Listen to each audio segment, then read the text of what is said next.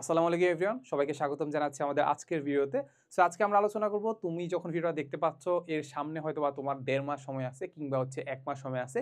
So এই ১ মাস সময়ের মাঝখানে তুমি কিভাবে পড়াশোনা করবা তার একটা পারফেক্ট একটা রুটিন দেওয়ার চেষ্টা করব। এই রুটিনের মাধ্যমে তুমি যাতে আইওটির একটা সিট কনফার্ম করতে পারো, কিংবা বলা যায় যে তুমি যদি আইওটি আরেকটা ভালো একটা র্যাঙ্ক যদি ডিজার্ভ করো কিংবা হচ্ছে ওইটার দিকে যদি আগাও, তোমার গোল যদি থাকে না আমি একটা স্কলারশিপ কিংবা পার্সিয়াল স্কলারশিপ পাবো, তাহলে আসলে আমার কিভাবে পড়াশোনা করতে হবে পুরো ডিটেলসে আলোচনা করব। সো ডিটেলসের মধ্যে আমি যদি বলি তাহলে আমাদের ফার্স্টে সবার আগে থাকবে তোমার ল্যাকিংস যেগুলো থাকবে। তুমি আসলে আমি এমন কোনো রুটিন দিব না যেখানে আসলে জাস্ট তুমি যেসব পড়া পড়ে আসছো ওইসব জিনিসই পড়বা। তারপরে এখানে আমরা ল্যাকিংসও ক্লিয়ার করবো। এরপরে আমরা হচ্ছে স্ট্রং পয়েন্ট ঠিক করবো যে আমাদের কোনটা strong point physics, chemistry, math বা ইংলিশের মাঝখানে। এরপরে আমরা ইংলিশকে একদমই ফেলাই করবো না, ইংলিশকে আমরা গুরুত্ব দিব। এরপরে আমাদের সবার আগে আমরা সবার পরে হচ্ছে আমরা এক্সামও দিব, ঠিক আছে? তো চলো আমরা একদম শুরু করে দেই। ধরো এখন যখন ভিডিওটা দেখতে পাচ্ছ, সাপোজ তুমি দেখতে পাচ্ছ 15ই মার্চ, ঠিক আছে? 15ই মার্চ না, সাপোজ তুমি ধরো 13ই মার্চ দেখতে পাচ্ছ, ঠিক আছে? এখন মার্চ মাস তো নাকি, সো মার্চ মাসে 12, 13 বা 14 তারিখে তুমি ভিডিও দেখতে পাচ্ছ। এখন তুমি ডিসাইড করছো যে না, এবার আমাকে আইটিটা সিট কনফার্ম করতে হবে বা ভালো রেজাল্ট করতে হবে, তাই তো? তো তুমি পড়াশোনা শুরু করলে যে 15 তারিখ থেকে। কত তারিখ থেকে? 15 তারিখ থেকে, ঠিক আছে? ওকে। সো 15 তারিখ থেকে যখন তুমি পড়াশোনা শুরু করে ফেলছো, তুমি একটা খাতা নিবা। তুমি আগে বসে একটা খাতা নিবা, ঠিক আছে?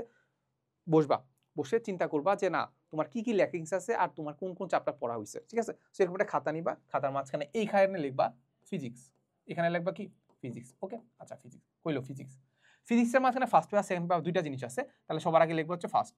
তাহলে সবার আগে আমরা লিখলাম ফার্স্ট। ওকে, সো ফার্স্ট পেপারের মধ্যে তুমি দেখবা যে এটা হচ্ছে আমাদের সেই ল্যাকিংসটা, এখানে লিখবো হচ্ছে আমাদের স্ট্রং পয়েন্টটা, ঠিক আছে? আচ্ছা, এই হচ্ছে ল্যাকিংস আর স্ট্রং পয়েন্ট, ঠিক আছে?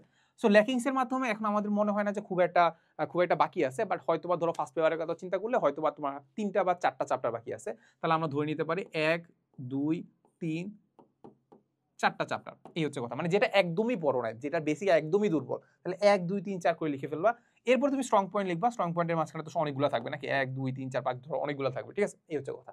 তাহলে এটা লিখলে কি হলো, আলটিমেটলি তুমি একটা ধারণা পাইছো যে না, আমি যা যা করতেছি কিংবা যেভাবে পড়তেছি মোটামুটি আসলে আমাদের এই 4টা পড়লেই মোটামুটি আলটিমেট আমার একটা বেসিক একটা ক্লিয়ার হয়ে যাবে, কিংবা এই স্ট্রংগুলোর উপর যদি আমি একটু কাজ করি আর এই 4টা মাঝখানে হাইয়েস্ট ধরো দুইটা পড়লে মোটামুটি আমার একটা ভালো একটা পজিশন একর করা যাবে, মানে একটা মাইন্ডের মধ্যে একটা ক্লিয়ারিটি আসবে, ঠিক আছে? সো লিখে ফেলা ইম্পর্টেন্ট, ঠিক আছে? এখন তুমি বলতে পারো যে ভাই মানে সবকিছু আসলে লেখাটা কতটা ইম্পর্টেন্ট। আমি বলবো সবকিছু লিখে ফেলবা। তুমি আইটিতে চান্স পাইতে চাও, এটাও লিখে রাখবা যে I want to be in the IoT campus, ঠিক আছে? এজ এ স্টুডেন্ট এটাও লিখে রাখবা। কেন? লিখে রাখলে তোমার বারবার চোখে বলবে। আর ব্যাপারটা হচ্ছে কি, আমাদের মাথার মধ্যে অনেক কিছুই থাকে, বাট ব্যাপারটা হচ্ছে আমরা কত ডিস্ট্রাকশন থাকে বলতো আমাদের মোবাইলে, আমরা কিছুক্ষণ পরে একটা নোটিফিকেশন আসলে আমরা ওইদিকে চলে যাই। সো এটা কারণে দেখা যায় যে মাথার মধ্যে যেটা আমি একদম ডিটারমাইন করে রাখছি ওটা কিন্তু বেশিক্ষণ থাকে না। সো এটা একটু ইম্পর্টেন্ট যে আসলে তুমি আসলে জিনিসটাকে লিখে রাখবা, ঠিক আছে? এরপরে এটা স্ট্রং পয়েন্ট লিখলা, ফিজিক্স, কেমিস্ট্রি, ম্যাথ, ইংলিশটা একটু বাদ রাখলাম যে ইংলিশটা একটু ডিফারেন্ট। তো ফিজিক্স, কেমিস্ট্রি, ম্যাথের মাঝখানে কি করলা, এরকম লিখে ফেলছো, তাই তো?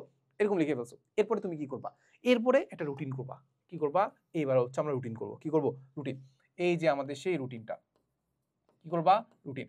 এখন রুটিনের ক্ষেত্রে আমরা যেটা সাজেস্ট করি সেটা হচ্ছে আমাদের একটা মাইক্রো রুটিন। আমি এই ওয়ার্ডটা যে কতবার ইউজ করছি ভাই, মাইক্রো রুটিন। মাইক্রো রুটিন মানে কি?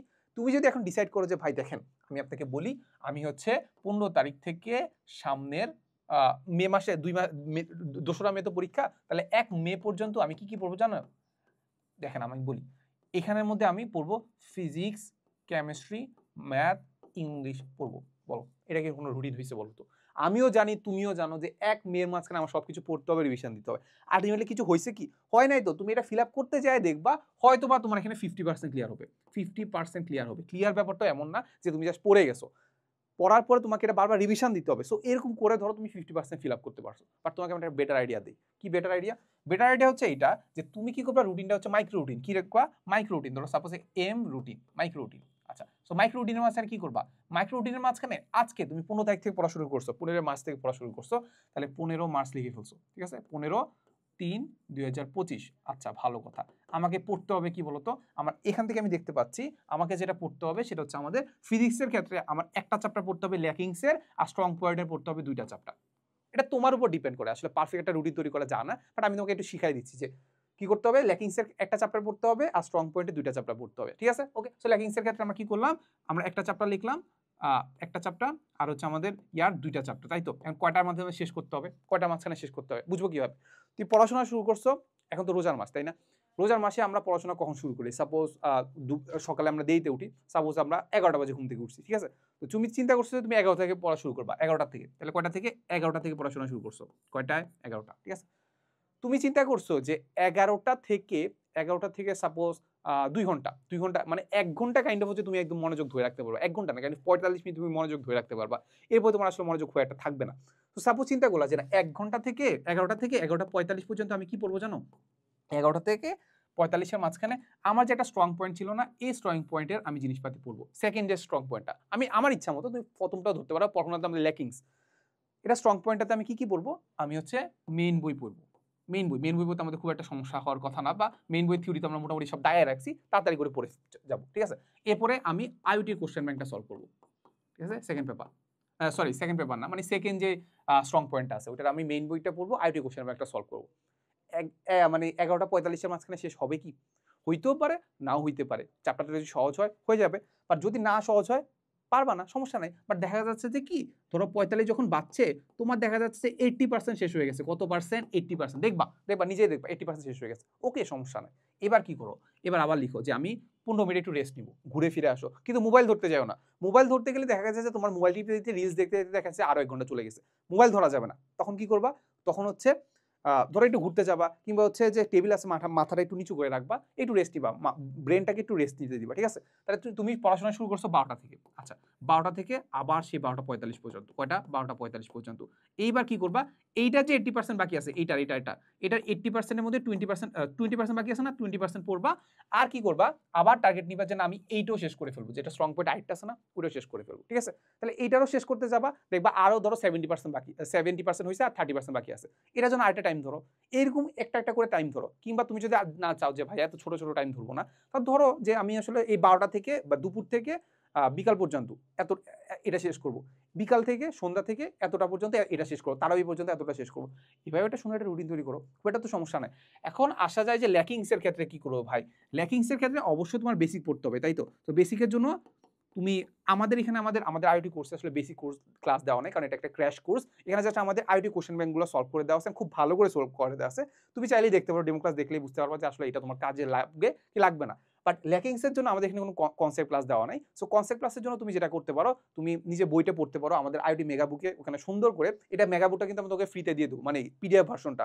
তো সেখানে আমাদের থিওরি সুন্দর করে লেখা আছে, থিওরিটা সুন্দর করে একটু পড়ো, কিংবা ইউটিউবে সার্চ দিলে তুমি এটার হাজার বা যে কোনো কিছু, যে কোনো টপিকের ফ্রি প্লেলিস্ট ইজিলি পেয়ে যাবা। ওখান থেকে একটু থিওরিটা ক্লিয়ার হোক। থিওরিটা ক্লিয়ার হয়ে কি করবা? থিওরিটা ক্লিয়ার হয়ে কি করবা বলো? একটু আসলে বইটা পড়বা, মেইন বই।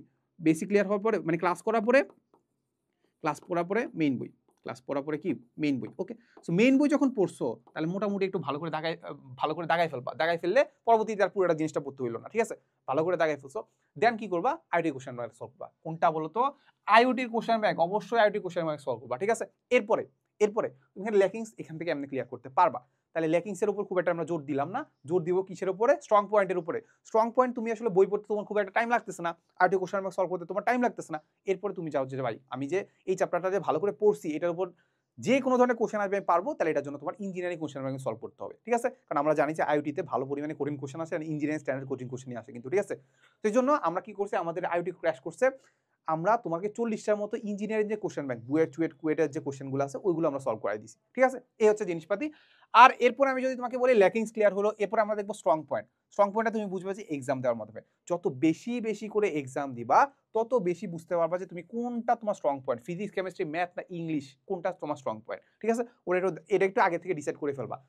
নর্মালি আমি দেখতে পাইতাম যে আমার ফিজিক্সে পড়তে খুব একটা কষ্ট হইতো না, ইজিলি আমি রিভাইজ দিতে পারতাম, তার মানে ওটা আমার স্ট্রং পয়েন্ট। ইভেন আনসার করতে আমার খুব একটা সমস্যা হইতো না, তো এটা আমার স্ট্রং পয়েন্ট, এটা আমি সবার আগে দাগাইতাম, ঠিক আছে? এটা কি করতাম? সবার আগে দাগাইতাম। আর পার্সোনালি আমি কেমিস্ট্রি সবার লাস্টে দাগাইতাম, এমন না যে কেমিস্ট্রি খুব খারাপ পারতাম, বাট ব্যাপারটা হচ্ছে কেমিস্ট্রি লাস্টের দিকে দাগাইলে খুব ইজিলি দাগানো যায়, মানে খুব একটা টাইম লাগে না।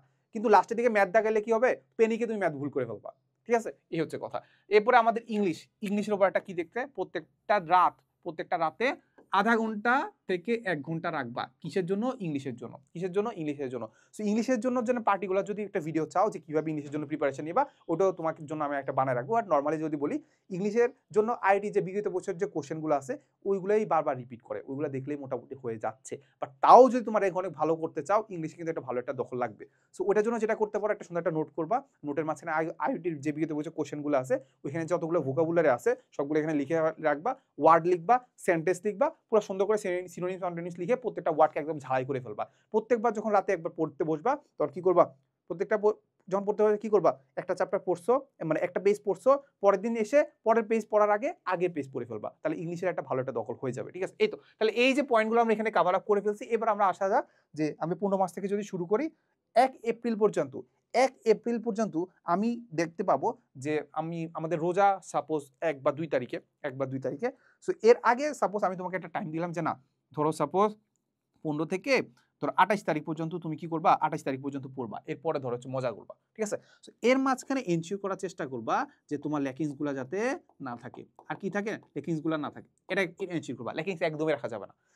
এরপরে যদি ধরো ল্যাকিংসে অনেক যদি থাকে, তাহলে ল্যাকিংসটা একটু ডিস্ট্রিবিউট করে দাও। ল্যাকিংসটা কি করে দিবা? এটাতে ডিস্ট্রিবিউট করে দিবা। ঠিক আছে, 1 এপ্রিল থেকে 3 এপ্রিল। 1 এপ্রিল তো আর তুমি পড়াশোনা করবা না, যেটা করবা সেটা হচ্ছে সাপোজ আমাদের 5 তারিখ থেকে আমরা শুরু করলাম, 5 এপ্রিল। কত তারিখ থেকে? 5 এপ্রিল থেকে শুরু করবো। ধরো একটু মজা টজা করলা, ঈদ তো সববারই আসে না, ঠিক না? তো 5 এপ্রিল পর্যন্ত তুমি একটু মজা টজা করলা, 5 এপ্রিল থেকে 30 এপ্রিল পর্যন্ত তুমি ভালো করে পড়াশোনা করবা। এই প্রত্যেকটা দিন, এই এতটুকু যা আছে প্রত্যেকটা দিন আমাদের ইংলিশটা কিন্তু প্রত্যেকটা রাতে পড়তে হবে। ইংলিশটা কি প্রত্যেকটা রাতে পড়তে হবে। এটা কার্ডের মতো, যে আমি কার্ডে লিখে রাখলাম, এটা প্রত্যেকটা খুলে আমরা পড়তে পারি। এটা করতে পারো, কিংবা একটা নোট খাতা তো আছে, খাতার মধ্যে নোট করে পড়তে পারো। ঠিক আছে, এই তো তাহলে আমরা কি করবো বলতো, 5 এপ্রিল থেকে 30 এপ্রিল পর্যন্ত কি করবা, স্ট্রং পয়েন্ট, স্ট্রং যে চ্যাপ্টারগুলো আছে, স্ট্রং প্লাস হচ্ছে ল্যাকিংস, বারবার রিভিশন দিতে থাকবো। বারবার একটা সাবজেক্ট বা একটা চ্যাপ্টার যদি চিন্তা করি, সাপোজ ভেক্টর, কয়বার পড়তে পারবো বলো তো? একদিনে তুমি 10-12 বার পড়তে পারবা। জাস্ট দেখে দেখে যাবা, দেখে দেখে যাবা। একবার পড়তে তোমার সময় লাগবে ধরো 4 ঘন্টা, পরবর্তীতে পড়লে কিন্তু 4 ঘন্টা লাগবে না, লাগবে কত ঘন্টা? 2 ঘন্টা। বারবার পড়তে থাকবা, বারবার পড়তে থাকবা। ঠিক আছে, সো এই হচ্ছে আমাদের কথা, যে আমি একদম 15 থেকে 28 তারিখ পর্যন্ত পড়বো, ল্যাকিংস সব ক্লিয়ার করার চেষ্টা করবো। 5 থেকে 30 এপ্রিল পর্যন্ত স্ট্রং পয়েন্ট, ল্যাকিংস সবকিছু ক্লিয়ার করার চেষ্টা করবো। এরপরে 30 তারিখ থেকে 2 মে, এর আগে কি করবো ভাই? নরমালি পড়তে যাবা, নরমালি পড়তে থাকবা। তারপর এক্সাম হল স্ট্র্যাটেজি যা আছে ওইগুলো ফলো করার চেষ্টা করবো। এক্সাম হল স্ট্র্যাটেজি আমি নিজেও ভিডিও বানাবো, প্যারা নাই। সো এই হচ্ছে কথা। মোটামুটি আমরা তাহলে এইরকম একটা টার্গেট ধরে দিই। ব্যাপারটা হচ্ছে এটা, মোটামুটি সবাই আমরা জানি যে 30 এপ্রিল কিংবা 2 মে আগে আমাকে পড়াশোনা শেষ করতে হবে। বাট নরমালি যদি তুমি লিখে ফেলো, যে এরকম একটা সুন্দর করে লিখে ফেলো, তাহলে আলটিমেটলি ব্যাপারটা আসলে ক্লিয়ারিফাই হয় যে না, আসলে আমাদের এটা করতে হবে। এটা কি করতে হবে? তাই হচ্ছে অনেকে বিসিএস ক্যাডার হয় কিংবা হচ্ছে বুয়েটের টিকার জন্য সামনে লিখে রাখে আমাকে চান্স পাইতে হবে। সো এটা তাকে কি করে, বারবার আসলে জিনিসটা মনে করায় দেয় যে না, আমার চান্স পাইতে হবে। ঠিক আছে, সো এরকম অ্যাটলিস্ট রুটিন করার ক্ষেত্রে এরকম একটা সুন্দর করে একটা রুটিন করার ক্ষেত্রে অ্যাটলিস্ট লিখে রাখবা, যে ব্যাপারটা কি লিখে রাখবা, যে কখন থেকে তোমার কখন কি করতে হবে। এই তো, সো মোটামুটি এতটুকু ক্লিয়ার করলে আই গেস এখানে আমাদের 4টা পয়েন্ট আছে। 4টা পয়েন্টকে জাস্ট আমরা এই অল্প কয়েকদিনের মাঝখানে জাস্ট ডিস্ট্রিবিউট করে দিব, এর বাইরে আর তেমন কিছুই নাই। ঠিক আছে, সো দেখা হবে নেক্সট কোনো ভিডিওতে। আসসালামু আলাইকুম সবাইকে।